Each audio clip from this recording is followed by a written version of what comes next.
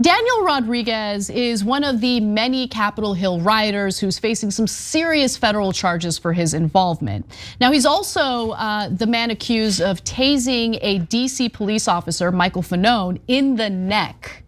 And he was recently questioned by investigators, and the videos from that whole interaction, chef's kiss, and we're gonna show you a few. I don't care, I'm gonna admit it, I enjoyed watching every second of it because it goes back to the fact that these people were motivated, they were incited by Donald Trump, who didn't come to their rescue, who claimed that he was gonna march to the Capitol with them, but then turned around, went to the White House, sat his butt down, and just proceeded to watch the chaos unfold. He didn't come to your rescue, Rodriguez. Now, according to this newly released video of the FBI's interaction with Rodriguez, again, he was just doing what he felt the president was asking him to do. Let's watch. Okay, what do you want me to tell you? That I taste them? Yes. Explain. Am I a piece of shit? Yes. Why did you taste him? I don't know. I'm a piece of shit. I'm sorry. I don't know. He's a human being with children, and he's not a bad guy. He sounds like he's just doing his job, and he's on. But why? Why would you go up there with the taser? Why would you take that taser that was given to you from your friends and taste it? It wasn't given to me by my friends. It was given to me by a stranger. I swear to God. I swear to God. These is not the same tasers. I'm telling you. I'm not trying to protect them. I don't know, like, does it make it better that you didn't get it from a friend? I don't care where he got the taser from, but he tased Officer Fanone in the neck. Officer Fanone later suffered a heart attack.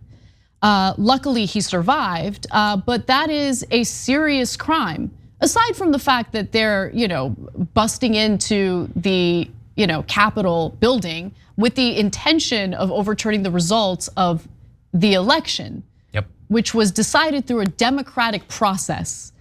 Rodriguez admitted to tasing Fanone during the riot while insisting he wasn't trying to kill him, he was just trying to tase him in the neck.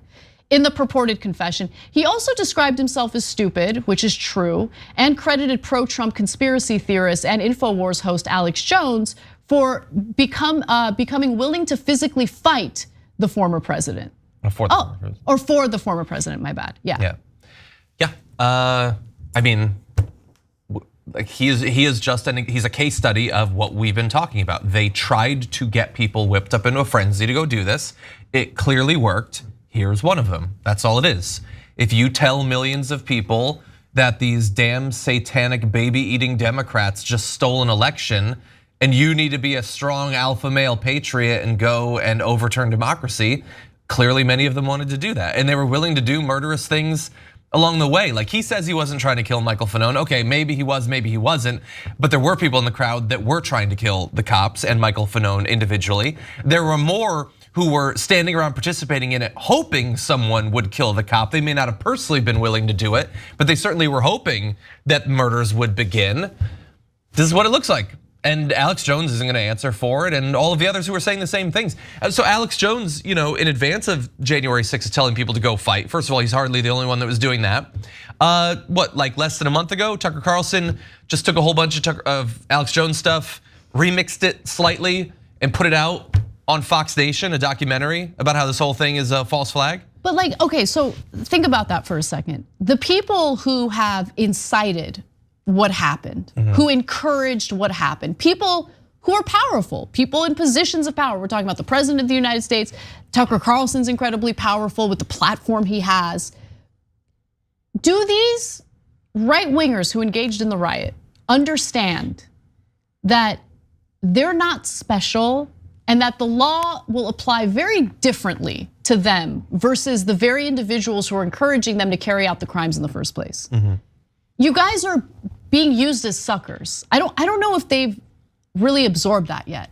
Yeah, and they think, well, I'm good. Like they go on in the extended interview with this guy, like he thinks he's one of the 3% that's gonna rise up and save America from Satan or whatever. I don't know. Save America from what? Our democratic process? Joe Biden, who's a lizard clone robot. Joe Biden's half asleep 100% of the time. Like that's how radical he is. You're afraid of Joe Biden? Are you kidding me? Like, I want someone to like shoot him up with adrenaline. Homeboy is like asleep at the wheel. How out of everything we've experienced under the Trump administration, how the hell are they terrified of Joe freaking Biden? No, well, because simultaneously, as with Antifa last year, their enemy has to be simultaneously weak and pathetic, but also the greatest threat ever. And so they do that with Joe Biden. He's literally, he's not even in control of himself. He's being controlled by someone else, and he's the most powerful communist, that has ever existed or whatever. They say the same things about Antifa people. But in this case, what people like Danny Rodriguez need to understand is they do not care about you individually at all. Donald Trump isn't coming to spring you out of jail. You're a tool. And honestly, if you want to even have them know your name, you better at least be willing to die for them or kill for them, either way. If you kill for them, they'll Kyle Rittenhouse you, and now he's doing the rounds of, like talking to Tucker Carlson and Charlie Kirk and all that. So you can kill, or probably easier, you can die like Ashley Babbitt. You can do that and you'll become a martyr for them. That's what they want. Your life, your willingness to take lives and your willingness to give your life, that's it. That's convenient for their mythology that they're trying to use to whip people up in support of the next insurrection. But that's it. Unless you're willing to do that, you're just another person languishing in jail.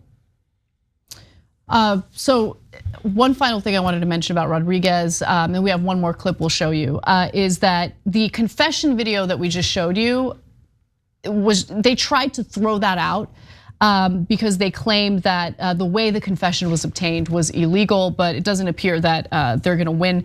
A motion to throw out the alleged confession of Rodriguez, detailed in a 195-page transcript of an FBI interview, was also filed. The defendant's lawyers argued that Rodriguez was not properly read his rights before agreeing to take part in the extensive interview.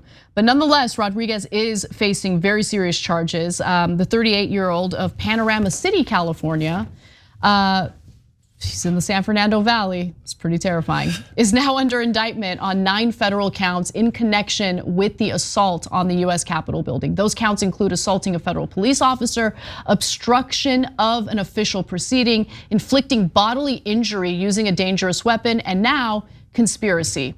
And I did want to show you one more clip from his interview with the FBI, and then we'll wrap this up. What else happens in that period of time? Trump called us to DC. Tell me about that. How did he let you guys know to come to DC? If he's the commander-in-chief and the leader of our country, and he's calling for help, I thought he was calling for help. I thought we were doing the right thing. I mean, did his mom ever ask him like, hey, if Bobby told you to jump off a cliff, are you gonna jump off a cliff? Like the president told me to open fire in a mass crowd. Are you gonna do it? Like, what kind of stupid reasoning and thinking is that? Yeah, if an out-of-touch sociopathic billionaire asked you to do something, would you do it? Well, apparently, yeah. He's 38 but why years not? old. Yes, I mean, look, he's just saying the case we've been trying to make. This is the hold that Donald Trump has over people. Donald Trump knew this. And as he spent the days leading up to the election telling people that they shouldn't trust the results, and then all of the days after it telling them that it had been stolen, they took him seriously because of course they did. And again, this is like the through line to literally every piece of news we talked about for 2 years is that this won't have any effect. Fox News isn't gonna play that video. Tucker Carlson isn't gonna play that video. Is he gonna integrate that into his next documentary? He might play that video in an effort to garner sympathy for Rodriguez.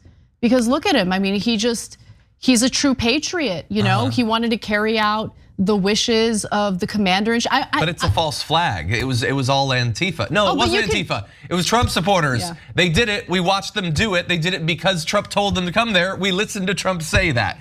It is all what we knew it was and what we've been saying it was.